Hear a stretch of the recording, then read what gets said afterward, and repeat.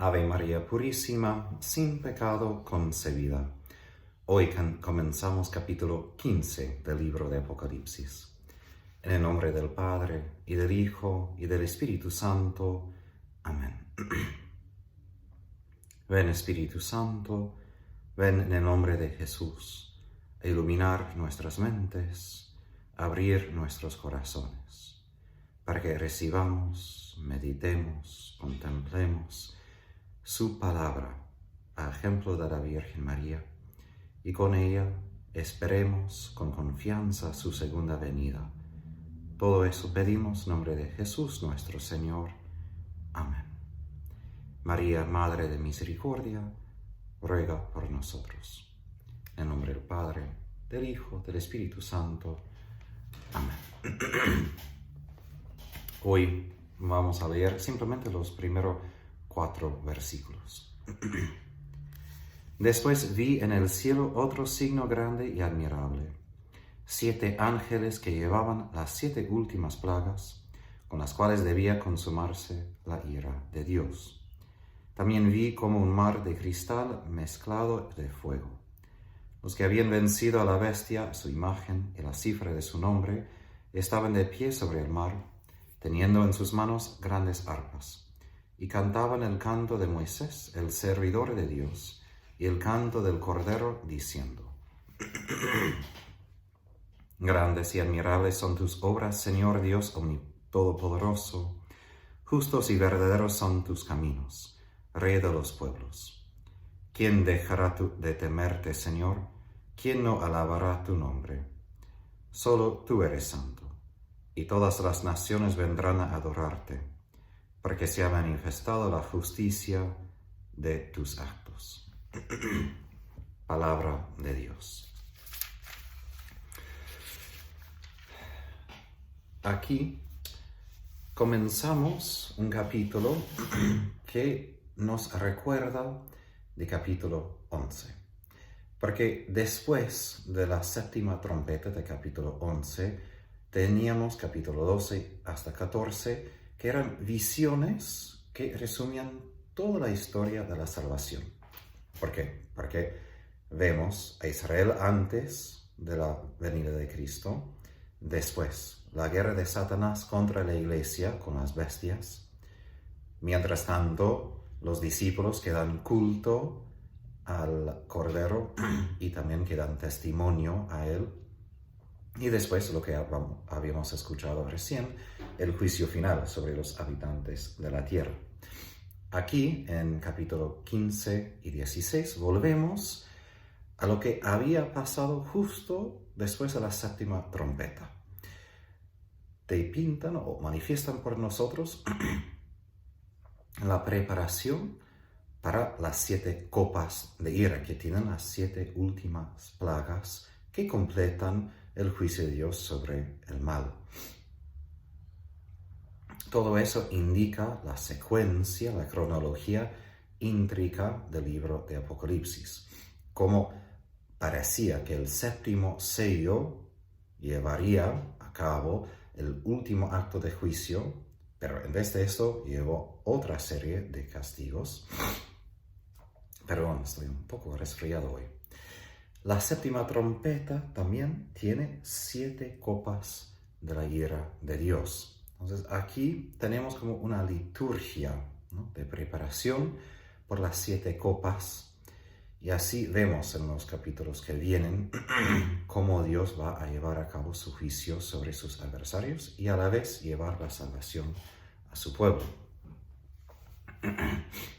Aquí en el primer versículo tenemos como un resumen, de introducción para todo lo que vamos a ver en ese capítulo, en capítulo 16. Es el tercero y último signo que Juan ve en el cielo, después de las visiones de la mujer vestida del sol y también del dragón grande y rojo, los 2 otros signos en capítulo 12. Ese signo es lo que se describe como grande y admirable. Son palabras griegas que describen siempre los actos de juicios de Dios. El contenido de este signo es como los 7 ángeles ¿no? Que llevaban las 7 últimas plagas con las cuales debía consumarse la ira de Dios. Y eso lleva el número de las plagas, las 3 de capítulo 9, un total de 10, el número de las plagas que afligían a Egipto, cuando Dios había liberado a Israel de Egipto a través de Moisés. Son los últimos porque a través de ellas se consume la ira de Dios. En general, es fácil describir todo lo que habíamos escuchado en el libro de Apocalipsis, los 6 sellos, los 6 trompetas, como juicios o como expresiones de la ira de Dios.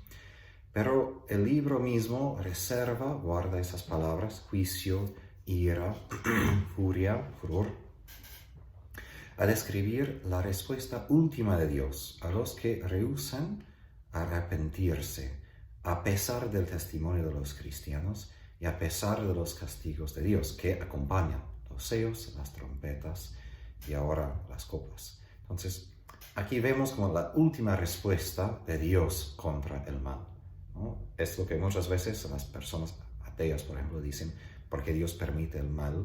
Pero aquí vemos justo como esa intolerancia de Dios frente al mal. Y es bueno que Dios sea intolerante frente al mal. Porque es mejor que un médico, por ejemplo, no tenga nada de tolerancia por el cáncer.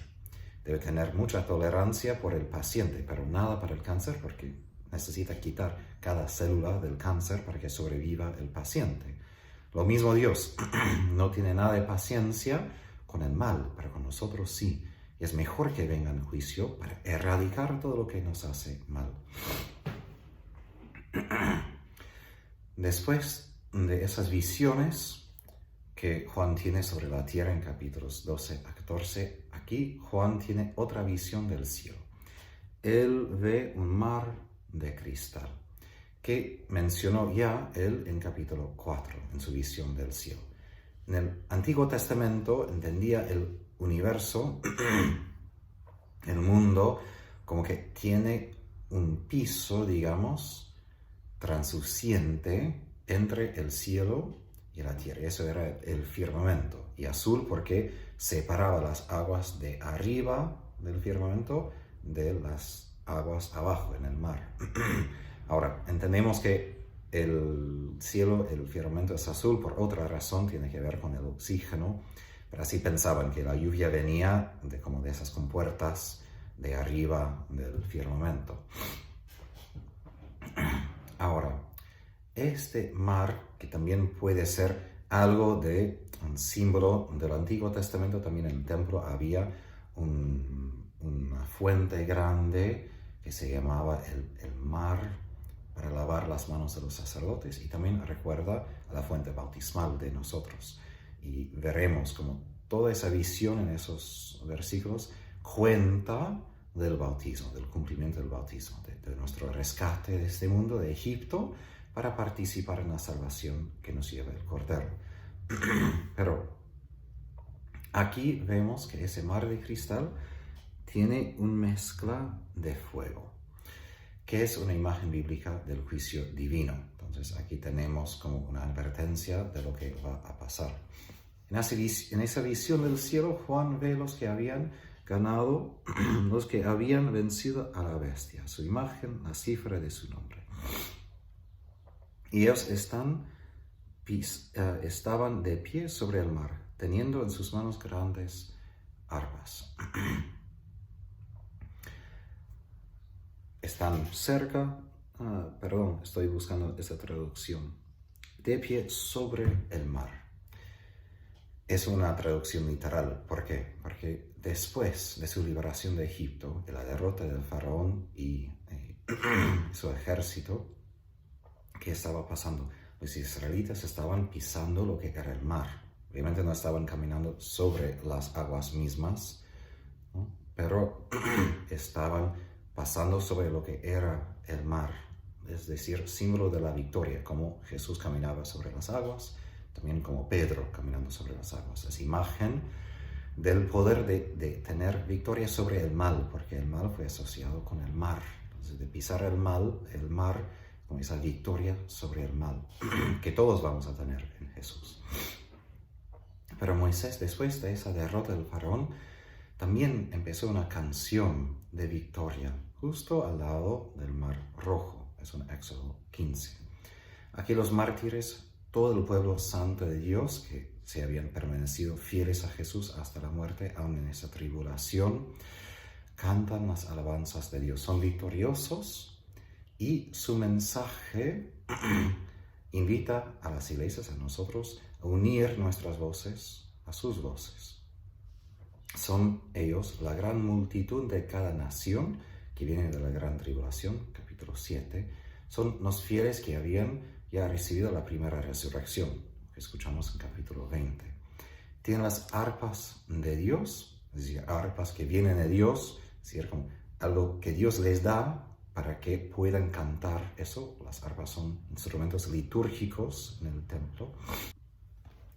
Y cantan el canto de Moisés, el siervo de Dios. Entonces aquí tenemos una visión de la alabanza de los santos, del culto de los santos, justo antes del fin de la historia. El canto de Moisés celebra la liberación de Israel, ¿no? Pero aquí tenemos la liberación de los fieles que siguen a Jesús, ¿no? Entonces también eso incluye la liberación de los que de entre las naciones van a dar culto a Jesús. Y por eso celebra también el triunfo de Dios contra sus adversarios, que vamos a ver en lo que viene con las 7 copas y las 7 plagas de los ángeles. Es también el canto del Cordero, porque describe la victoria que Jesús nos llevó a través de su sangre, porque a través de su muerte y resurrección nos rescató para su Padre. Ahora, en versículo 3, escuchamos a 4. Grandes y admirables son tus obras, Señor Dios Todopoderoso. Esta última palabra, Dios Todopoderoso, traduce en griego pantocrator, es decir, el que rige todo, ¿no? Entonces, sus obras inspiran maravilla en nosotros, inspira fe, es decir, inspira esa reverencia frente de quien tiene un poder absoluto. Sus caminos, ¿no?, son justos y verdaderos, es decir, son dignos de nuestra confianza y son también caminos de la santidad. Él es Rey de los pueblos, título que Dios recibe en Jeremías 10, que lo contraste con los ídolos de los gentiles. Y la respuesta apropiada a todo eso y a Dios es de temer y alabar su nombre, es decir, a Dios mismo. Y la razón adecuada con este himno es porque solo tú eres santo. Eso escuchamos, por ejemplo, en la gloria de la misa. Pero aquí la palabra santo no es la palabra normal, hagios en griego, sino una palabra que quiere decir sin culpa, sin mancha, ¿no?, que viene del himno de Moisés en el Antiguo Testamento. Y al fin, el canto celebra que todas las naciones vendrán a adorarte. En general, el libro de Apocalipsis y también en la Biblia hay como 2 imágenes del triunfo de Dios en su reino. Primero, las naciones paganas son derrotadas y destruidas en la batalla final. Vemos eso en Joel, en Ezequiel y también en partes de Apocalipsis. Pero también las naciones paganas se convierten y se hacen adoradores de Dios. Eso vemos en Salmos, Isaías y Miqueas. En Apocalipsis vemos que esas 2 expectativas se realizan. Hay muchos que de entre las naciones se convierten, aún dentro de los que luego van a batallar contra el Cordero. Y los que sí batallan contra el Cordero son destruidos. Lo que lleva a las naciones a adorar a Dios son sus juicios, son sus actos de justicia. Su acto de justicia por excelencia es la muerte del Cordero en el crucifijo, que justifica a nosotros. Pero también sabemos que hay otros actos de Dios en la historia que también nos lleva a la conversión. Entonces, ese versículo declara la eficacia de la intervención de Dios, que en cuanto se acerca el fin, Dios intenta llevar, como dice San Pablo en su carta a Timoteo, a todos los hombres a la salvación. Ahora, ¿qué quiere decir esto por nosotros ya ahora? En capítulo 14 había explicado que mientras que la bestia está persiguiendo, los discípulos de Jesús siguen alabándole, dándole culto y disfrutan de su protección. Eso en la tierra. En el cielo ya están alabando a Dios, que ya se cumplió su plan de salvación. Si nosotros vivimos no simplemente en la tierra, pero tenemos nuestra ciudadanía en el cielo, entonces es importante recordar que ya debemos cantar. Y por esto San Agustín describía a nosotros como un pueblo del aleluya. Aleluya que en resumen, ¿no?, resume todo lo que podemos decir a Dios, porque es alaben al Señor. Es gracias por la victoria, es reconocer su grandeza, darle culto por quien es Él. Y eso para nosotros es importante, que necesitamos ver que la victoria ya está a mano. Sí, el Señor provee la protección, sí, ya disfrutamos de su presencia, pero aún más de eso vivimos ya desde el futuro. Hay un obispo ortodoxo griego, Sísulas, y él dice que la Eucaristía es un recuerdo, una memoria del futuro, que suena raro. Pero él dice que la Eucaristía justo nos ubica al fin de la historia, cuando Dios se hace plenamente presente en Jesús. Y así vemos aquí que esa canción de los que ya han vencido en el cielo debe ser nuestra canción. No porque ya hemos vencido y ya todo está bien, sino en esperanza.